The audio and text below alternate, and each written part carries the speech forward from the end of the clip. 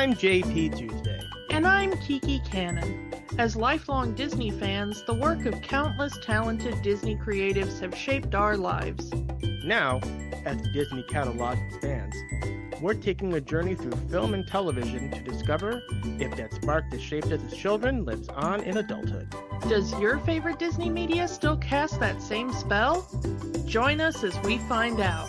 We are Rewatching the Magic. Hi, Kiki. Hi, Tuesday. This week we are talking Percy Jackson and the Olympians, The Lightning Thief from 2010. Based off the first book in the Percy Jackson series, which only came out a few years before the movie did, 2005. That is a fast turnaround, but that is the Harry Potter effect.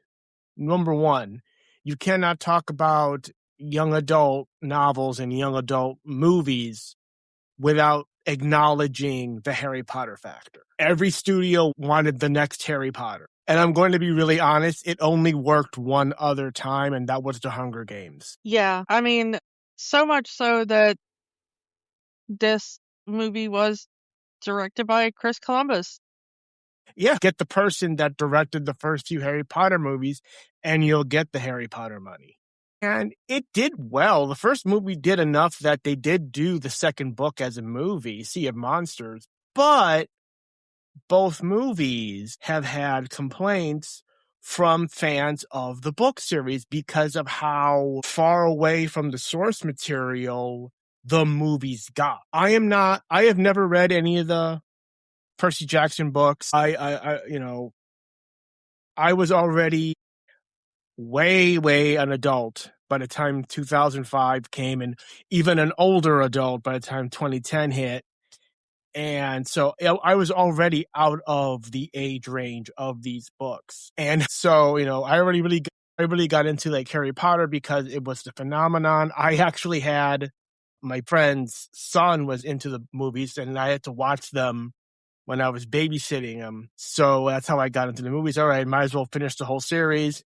And then, every other studio wanted the next big young adult franchise, or it does Percy Jackson. Again, not something that I would be interested in, so I missed the first go around. This was a first watch for me, because it's not, I'm not the audience for this movie. But you, Kiki, you did say that you did see this movie before. Yeah, I mean, I am very into various mythologies and the classics, and so anytime somebody does a modern take on ancient mythologies, I'm always kind of interested to see what they do with it. And so when the movie kind of first came out in home release, I watched it, and I wasn't really that impressed upon the first watch. And then I discovered how much they had changed, which we will get into. My knowledge of the book and what got changed into the movie is purely thanks to Dominic Noble and his Lost in Adaptation series. Shout out to the Dom, a very, one of our favorite YouTube channels. Yeah. I'm going to say that I have watched the first season of the Disney Plus series. Mm-hmm. I haven't watched any of the second season yet. It's on my to-watch list, and I just haven't gotten around to it at time of recording. And the first season kind of goes through the same storyline that this movie does. And because it is the first book.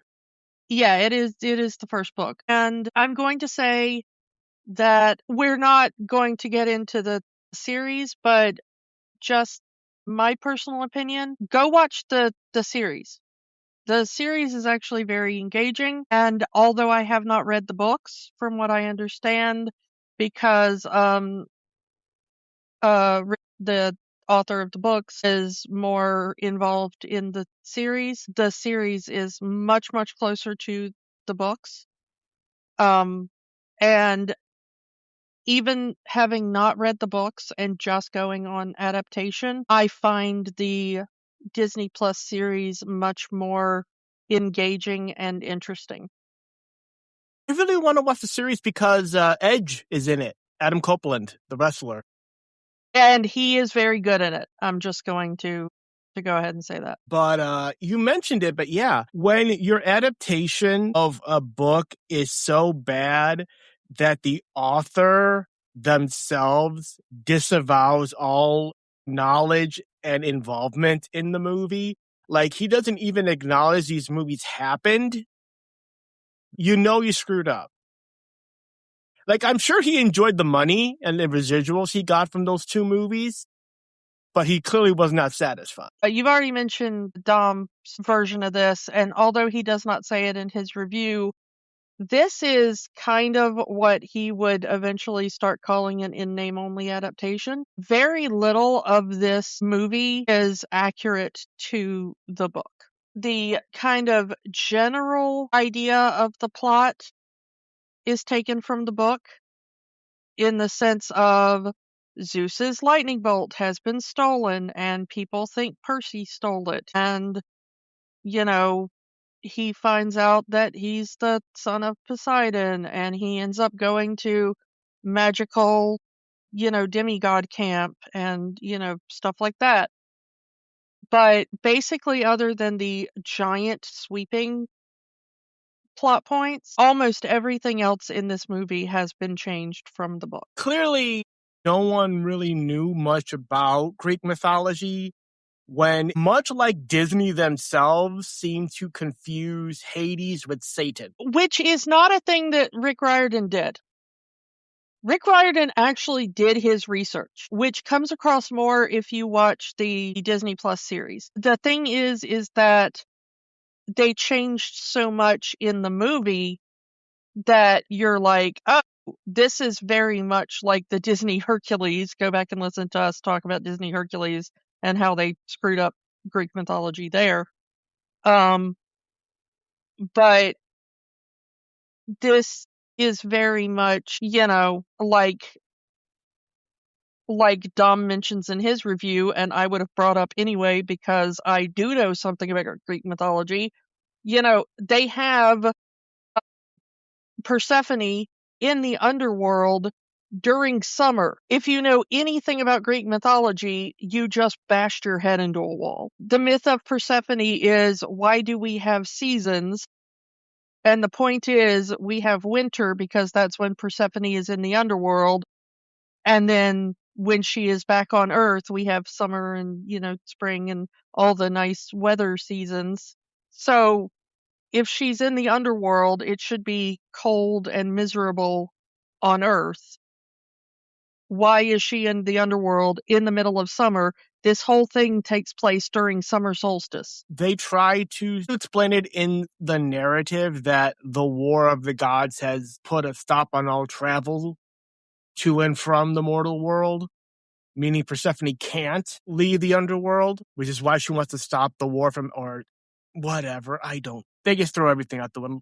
The minute Hades came on looking like Satan, is like, okay, they did what is going on here? But yeah, it is interesting though, and I wanted to make this point that when Disney bought Fox, it is very interesting that the two franchises that they push, yes, they've done Planet of the Apes movies and Alien and Predator movies, but it is very interesting that they did straight up reboots of two franchises aimed at young people, Percy Jackson and Diary of a Wimpy Kid. Like straight up reboots of those two franchises. The Wimpy Kid movies being animated movies directly to Disney Plus, and Percy Jackson being a series. Those are the ones that Disney decided, these are the ones that we are going to reboot and reintroduce to a new audience. Yeah, and the thing is I think that, I don't really know much about Diary of a Wimpy Kid. I know there were books and I know there were Fox movies, and then Disney decided we're going to reboot them. That's all I know. Well, yeah, that's the extent of my knowledge as well. But the The thing is that I understand why they would reboot Percy Jackson, because Percy Jackson really does have a lot of fan base, and the fan base was so upset with how the two movies that they got came out, and with the author being willing to participate in the reboot series, I think it was a good idea for Disney to really focus on that. So I think that it was a good idea for them. I don't really know how Wimpy Kid is holding up, because I don't really know much about that or the sort of fan base it might have or anything, because that's not really my, my genre so much. Yeah, I mean, I think it's a cop out explanation, but content for Disney Plus, and I guess there were people who weren't as satisfied with the live action Wimpy Kid movies. But you're right in that there's enough of a fan base that the Percy Jackson fan base was not satisfied with how the movies turned out, and the author was not satisfied either. So they do this reboot, and it is, again, I haven't seen it, but I've been told it's more accurate to the book, and the fans of the book are more satisfied with how the TV show has turned out so far. But we're not here to talk about the TV show. We are here to talk about the movie as it is, as it was presented. For all its faults, Fox pulled out they pulled out the checkbook and got some names for this movie. Like, they were really pushing, a lot of stars in this movie. Sean Bean as Zeus. Sean Pierce. Bean survives the movie. Go Sean Yeah, Bean. we got Pierce Brosnan as Mr. Burner / Chiron, the teacher for Percy, both in the mortal world and in the demigod camp. Steve Coogan as Hades, Rosario Dawson as Persephone, Uma Thurman as Medusa, Joey Pants himself, Joe Pantoliano as Gay, Percy's a-hole stepfather. Yeah. You even get uncredited Ray Winstone as Ares. Yeah, so it's like Fox really wanted to put in a lot of stars to push this movie. They all do a good job. They all do the job that they're given. I'm just going to say, I have zero issue with any of the actors in this film as they are cast, honestly. As far as the acting and the casting of this, I don't really have an issue with the actors or the acting in this. I can't think of anything where I'm like, that was a complete mistake. They're all fine. Everyone in this film, as far as I'm concerned, did their job competently and was okay in the part they were cast in. So I'm not going to talk bad about any of the actors as far as their acting in this film. And even the trio, our main trio, Logan Lerman as Percy, Brandon T. Jackson as Grover, Alexandra Daddario as Annabeth, they do a good job in this movie too. And again, they're still acting, so good on them. The first major change from the books to the movies is having the kids be older, high school age, versus like middle school age as they are in the books. Yeah, I think in the books they were like 12 or 13, and they aged them up to like 16 or 17 in the movie, so that they could use like 20-year-olds in the movies as and actors.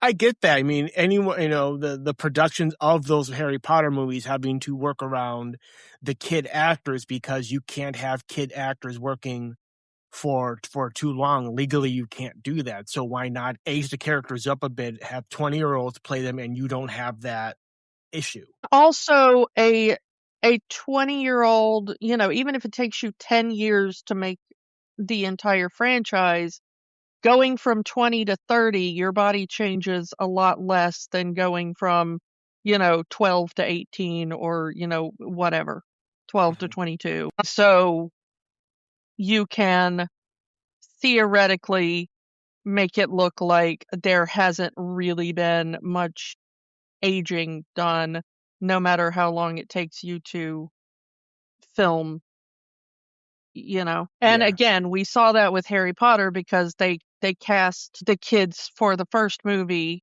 at the age they would have been in the first book, and by the time they finished the movie series, they had aged up enough that they didn't quite look the correct ages. Yeah. But like like I can understand if you're a fan and you didn't like that, but from a production standpoint, I can understand why that choice was made. So let's talk about Percy as a character. Perseus, half god, son of Poseidon. Sidebar, does that make him the uncle of Ariel? Possibly.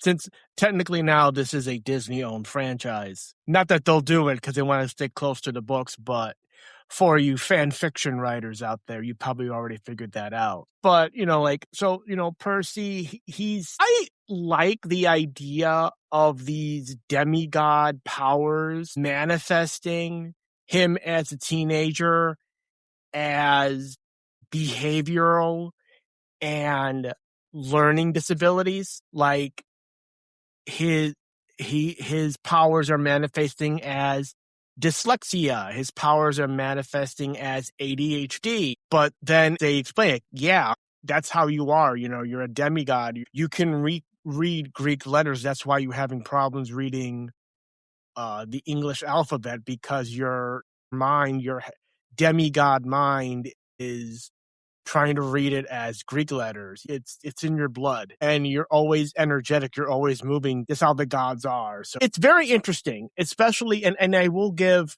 credit of trying to visualize, take what someone with dyslexia, how they would see letters and numbers, and trying to visualize that to an audience. Yeah. I don't have dyslexia. I have the math version of it, dyscalculia. So, basically dyslexia, but, with numbers. And also ADHD. So I really do feel for Percy a lot. The interesting thing is that the Percy Jackson series started as bedtime stories that Rick Riordan was telling his son, and his son had just been diagnosed with ADHD and dyslexia.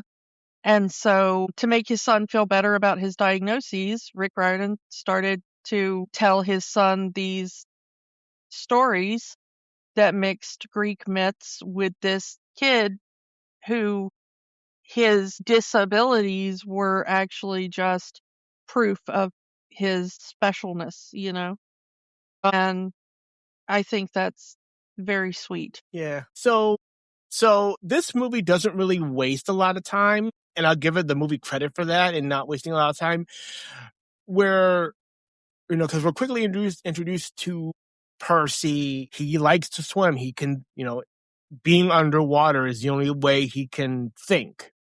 Which, of course, that is. You're the son of Poseidon.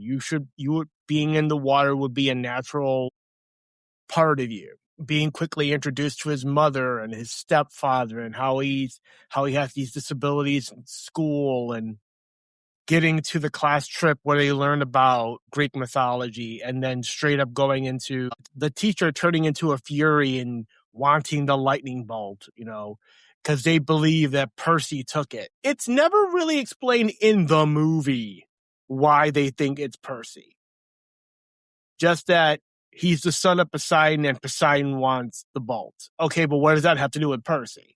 Now, I assume that the book explains it better, but again, never read the book, and I'm going by what's in the movie and only in the movie. But they just think he has the bolt, and now they're going after him. They're going after his mother. They're going after his family. Percy is no longer safe, and he needs to be taken to this camp for children of the gods that they're training and to defend themselves, becoming big battles and all that. It's very, for lack of a better term, Anakin Skywalker like how Percy is with his mother.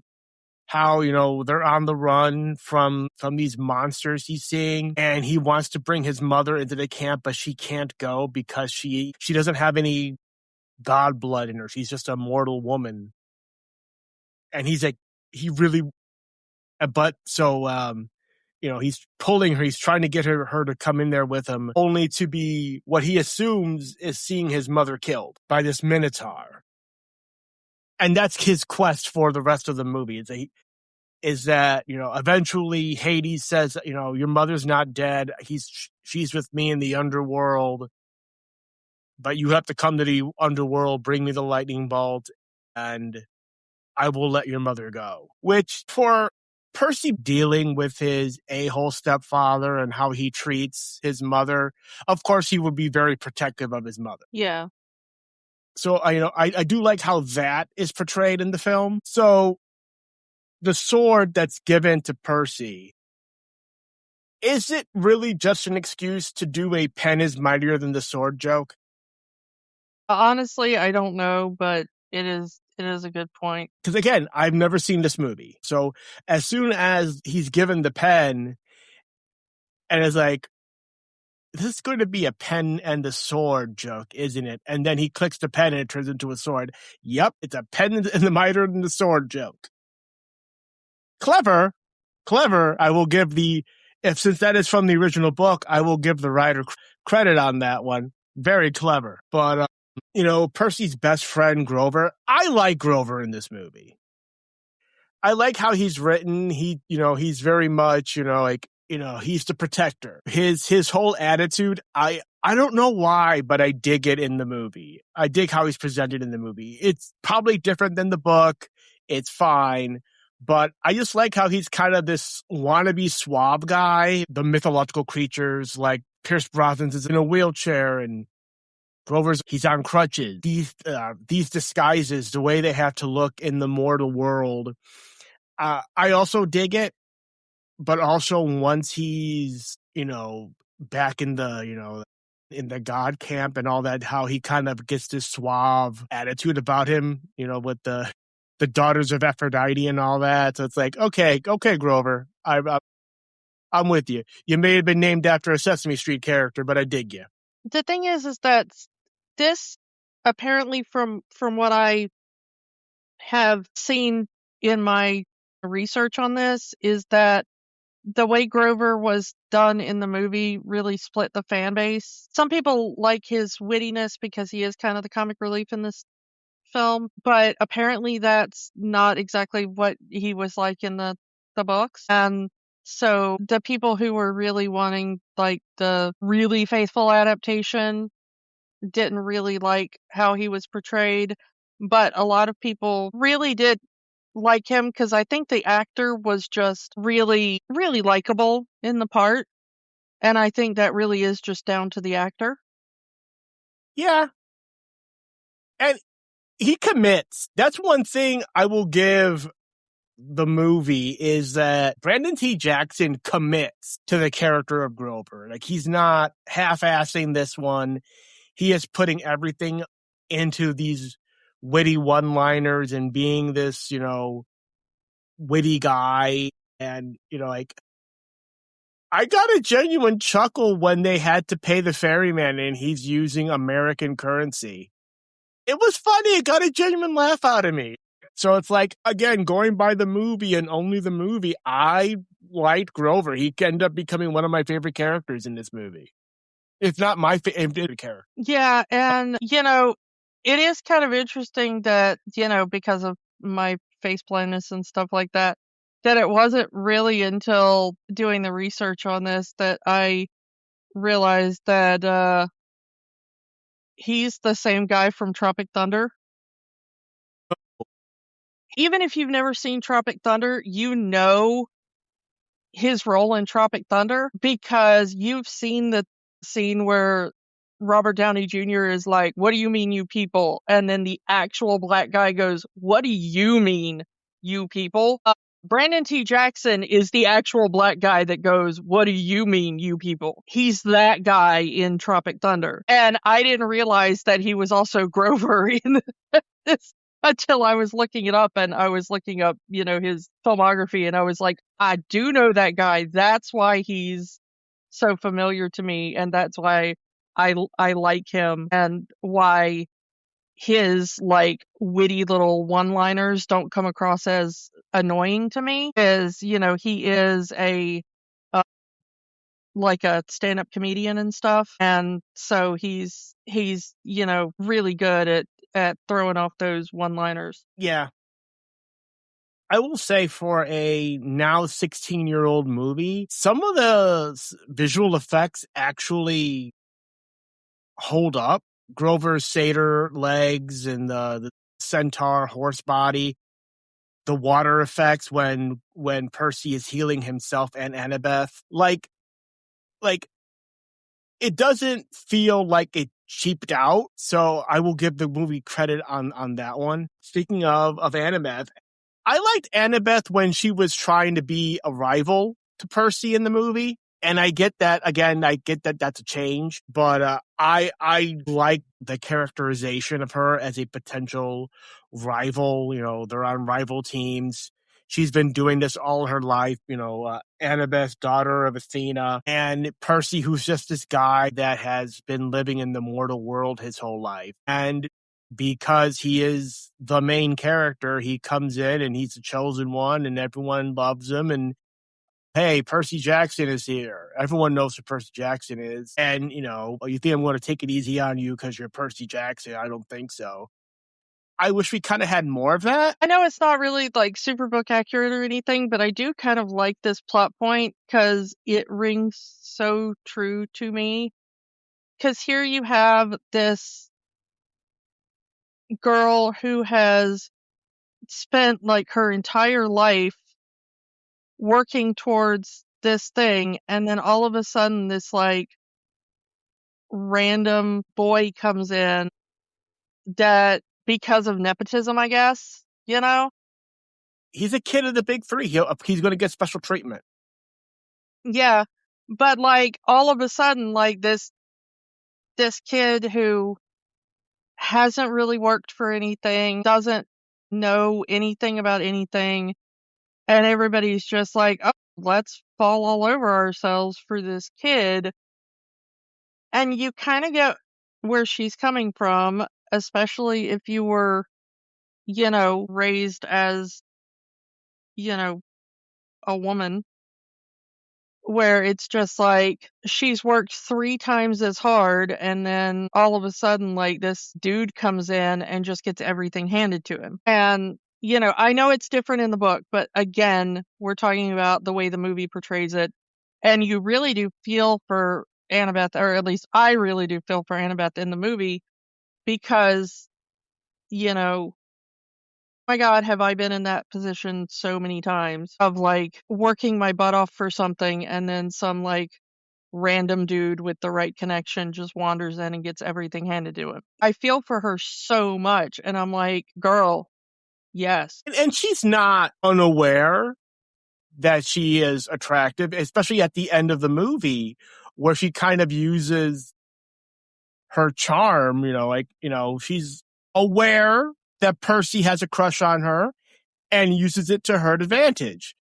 Gets close to him, puts her hand on his face, looks like she's going to go for a kiss, and then steals his sword and said, hey, go stay on your guard. Again, I like that. Had these movies continued, again, I know it's different. I don't care. I would have preferred Annabeth being more of a rival to Percy. At least it works better as a rival than Luke does. Well, I think the reason why she works better as a rival than Luke in the movie is because they don't really do anything with Luke until like the big reveal at the end of the movie.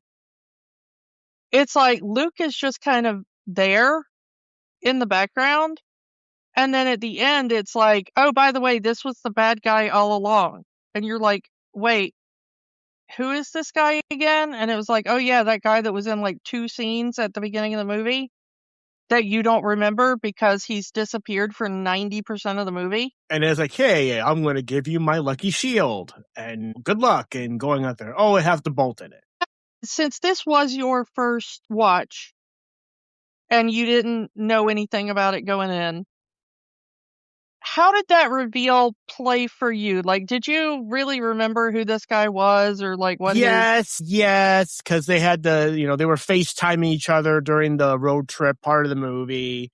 So, like, I got it. And it was like, of course, that's why he gave him the shield. He's trying to frame him.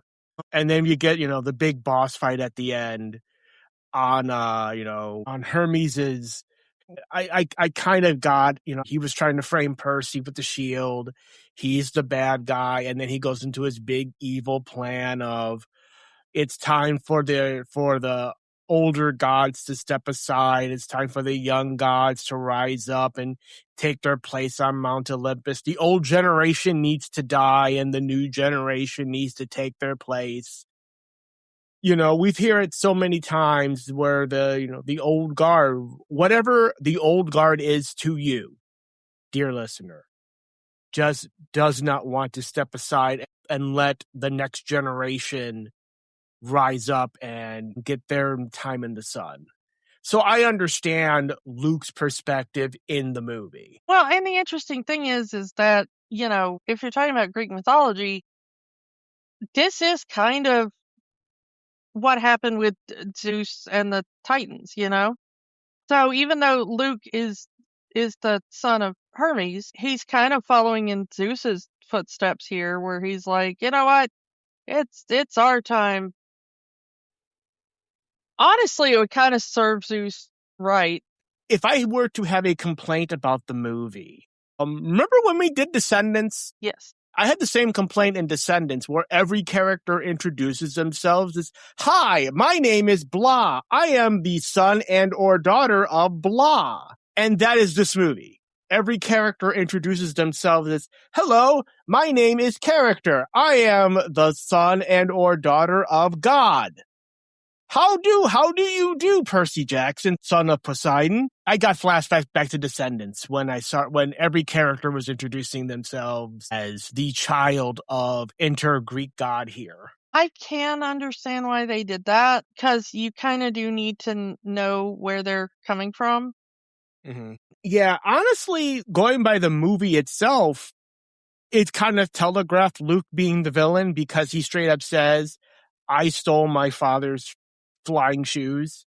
So, of course, he stole the lightning bolt. Yeah. I do want to talk a little bit about the road trip part of the movie, because, there is a lot of influence. This is not my quote. This is from Dom, how they literally, pretty much have the Harry Potter influence by literally giving them some sort of Marauder's map to find all of these pearls so they can go to the underworld.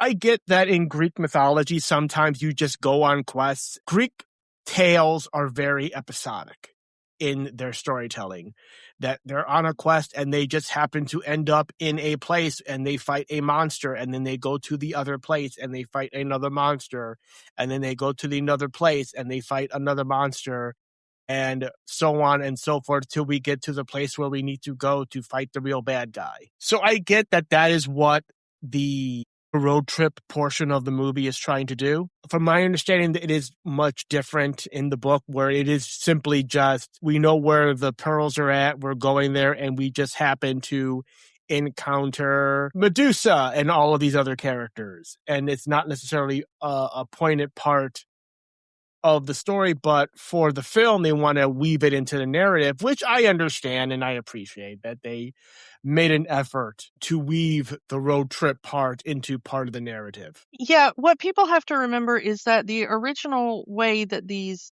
myths were told was kind of, around campfires or theatrical productions that were, let me tell you the tale of the time that this hero met this particular monster and everything. And it wasn't a continuous narrative. It was more a collection of short episodic stories. You know, it was what we would call now Monster of the Week. So you would tell the story of the time Perseus ran into, you know, enter monster here. And eventually, you know, you could kind of tie all these stories together into the grand tale of how Perseus did enter, you know, grand finale tale. Okay. But there was a lot of side quests in, you know, as Perseus is on his way to his main plot point, he runs into enter this monster. And you would tell these because, you know, you'd be sharing food and drink around a fire, and whoever the storyteller was, people would be like, oh, entertain us with a story. And you'd need something that would be just for the time during the feast, you know? Mm-hmm. And so you have to have a lot of these little side quest things because people would be like, I've heard this one before.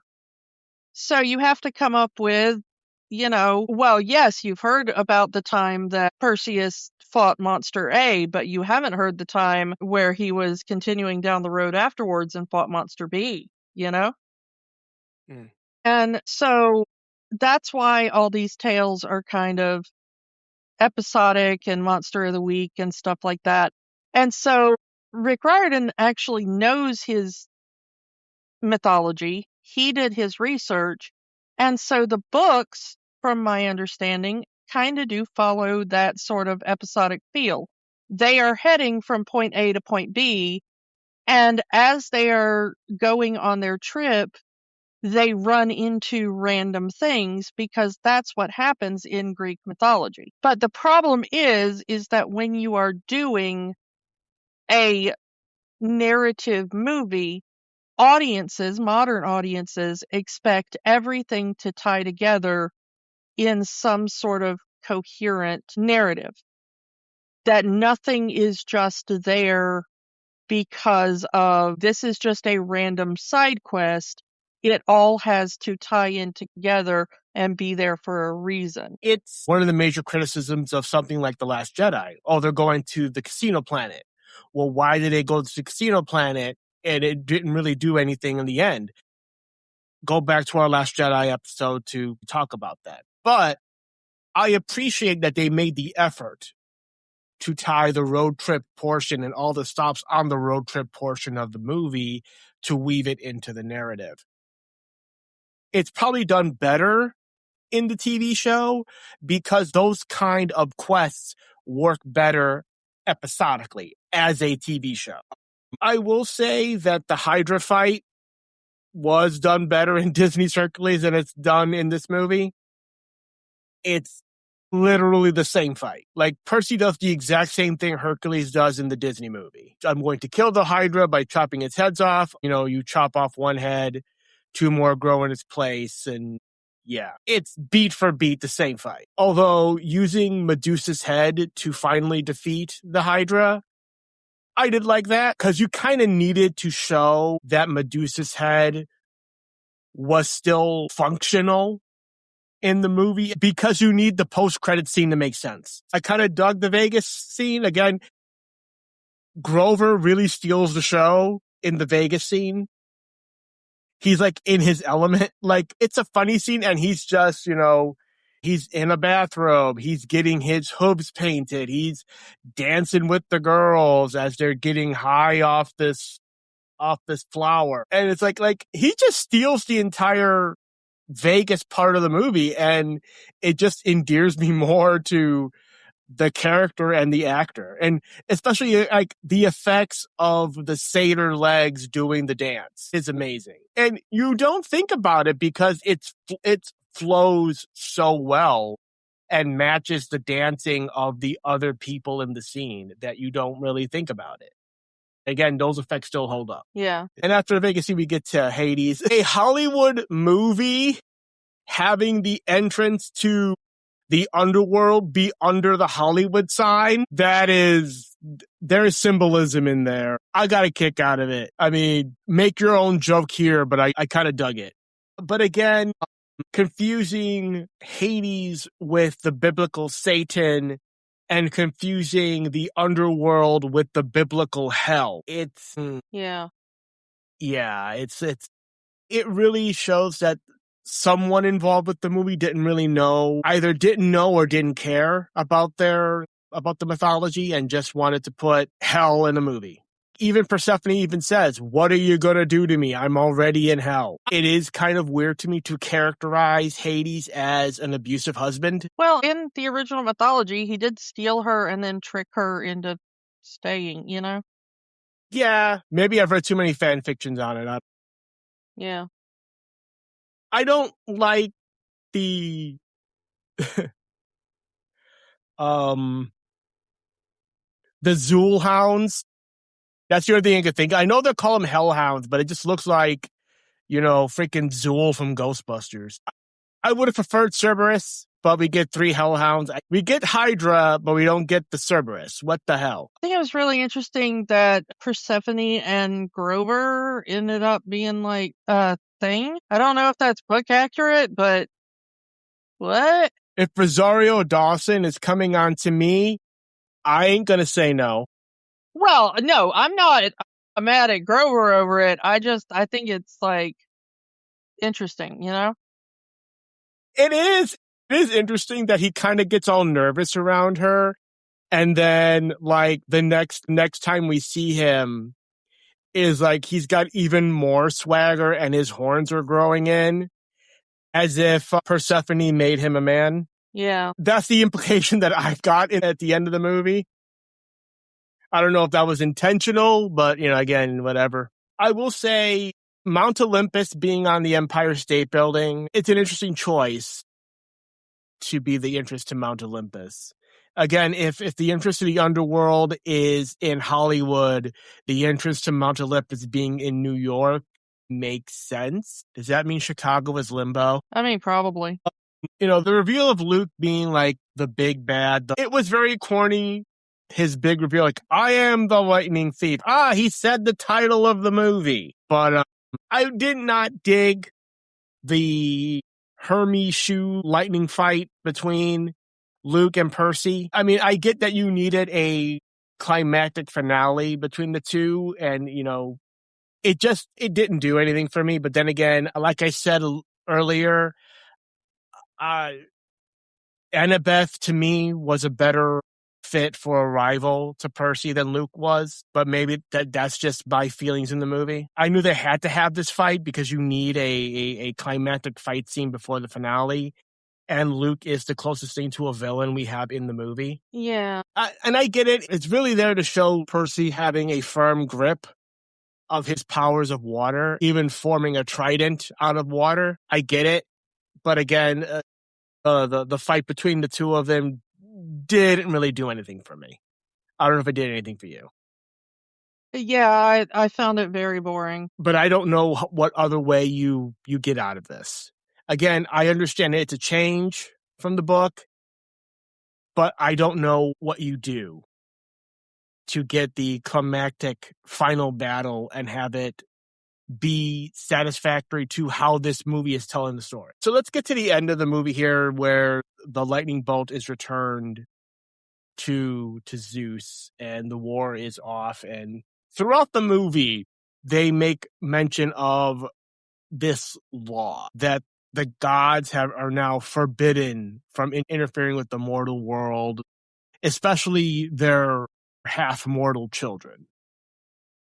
As Poseidon explains to Percy, he was basically becoming more human, caring about Percy and neglecting his duties as god of the seas. So to get all of the gods back on track, Zeus made a law to bring all of the gods back to Olympus and to forbid them from interacting with their half-mortal children. It's a way to explain why Poseidon hadn't been part of Percy's life.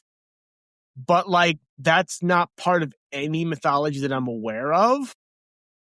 The gods just sire half mortal children, and they just, screw off back to Olympus to do their thing. And they could have seen their children at any time. They just chose not to. I mean, even the Disney version had to create a reason why Zeus never visited his son, because the gods can't interfere with the mortals directly like that, which is not part of the mythology. So I get that they had to do this for the movie to not make Poseidon a deadbeat dad, that he generally did care about his son, but all of the guys just don't really care much about their mortal children and just screw off. But at the moment between Poseidon and Percy where they have this conversation of how he loved his son, and he wasn't, and he was so much involved in those first few months of Percy's life that he literally was neglecting his duties, and he was so much devoted to being a husband and a father. And then Zeus took it all away because you have a job as the god of the seas to do your job. And Poseidon is written very well in that scene with Percy, showing that he is a very caring father, and he did his best to try to guide Percy throughout the movie. We hear Poseidon's voice in Percy's head, especially, like in the Vegas scene, don't eat the flower and do this, and all that, trying to guide his son, which, again, it works for the movie. And that's really all I could say about that. Yes, and Percy returns back to Half-Blood Camp, stopping the War of the Gods and all of that, and now he becomes the favorite student because even though he disobeyed, he did it because it was the right thing to do, and blah, blah, blah, blah, blah, blah, blah. And then we get the post-credit scene where Percy's mom has now divorced Gabe and kicking him out. And Gabe, being the a-hole he is, I may not live here anymore, but I'm still king of the castle, and opens the fridge for a beer, and there's Medusa's head, killing him. He turns him to stone. I mean, the movie says it's Percy. There's a note on the refrigerator that says, do not open the fridge under any circumstances. From my understanding, in the book, Percy's mom just has Medusa's severed head and kills him herself. Yeah, that's what I've heard too. I don't know which one I like more. Percy killing him or the mom killing him. He definitely deserved to be turned into stone forever. But I don't know if, main character, hero Percy basically murdering a dude is very heroic, but the mom doing it is kind of justice for the abuse she's taken just to protect her son from the wrath of the gods. But either way, from my understanding, the one thing I saw when it came to the movie, the one review I saw from a fan was the only thing they got right in this movie is how Gabe is written. So they made Gabe an unlikable, complete a-hole, abusive husband and abusive father, and he finally gets his comeuppance in the end by just being turned to stone by Medusa's head. It is satisfactory, and Joey Pants plays a great a-hole character. Yeah, it's very much it's very much Joe Pesci. Like if you need a guy to be an a-hole, you get that guy, and it works in the movie. And of course, the first movie would do well enough. They would do the second book, Sea of Monsters, as a movie, but the film being such a disappointment to fans, they just didn't show up for that second movie, and that is where the movie series ends. I hope that the fans get what they want in the series, and that Disney allows the series to do the complete story. That's all I can hope for. Again, this was my first watch of the movie. I'm not really a fan of the series, but to the fans of the series, I hope you get the entire story told in the TV show. And since the show is generally more well received among the Percy Jackson fandom than the films were, I hope you get it that way. Hope you get it and the story is done right for the fans. So, Kiki, does Percy Jackson, the Lightning Thief, have the magic? I'm not really that enamored of the movie, to be honest. There are parts I like, but overall, It's not great. So, no magic? Not really much magic. I kind of agree. There are parts of this movie I like. There are character moments in the movie I like. The special effects still hold up. The action scenes, with the exception of the Percy Luke fight, I actually liked. But as a collective story, it it doesn't thrill me. Even going into this movie blind in 2010, I probably would not have seen the sequel. Parts of the movie have magic, but the parts do not make up a good whole. And that's all I can really say. As a whole, no magic, but as individual scenes, individual moments, yeah, some of them do. But as a whole, no magic. As for next week, Kiki, it's time to once again talk about Robin Williams. It's been a bit. It's been a few months since we last talked about Robin Williams on the shows. It's time we do that, and we're going to be talking about Dead Poets Society. I don't know if I've seen this movie the whole way through. I know I've seen parts of the movie. I don't know if I've seen the complete movie. It's really weird in that regard. Yeah, I have seen this movie, but it has been a long time. I will be looking forward to going back to it. Yeah, so come back next week as we talk Dead Poets Society. And we will talk to you all next time. Bye. Bye. Don't let the magic stop here. Keep the conversation going. Find us on Facebook, Instagram, and Threads at Rewatching the Magic.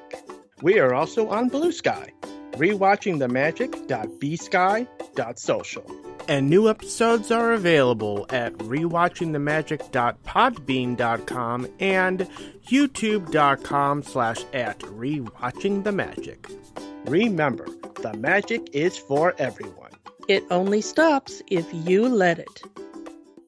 We know that right now, things are tough.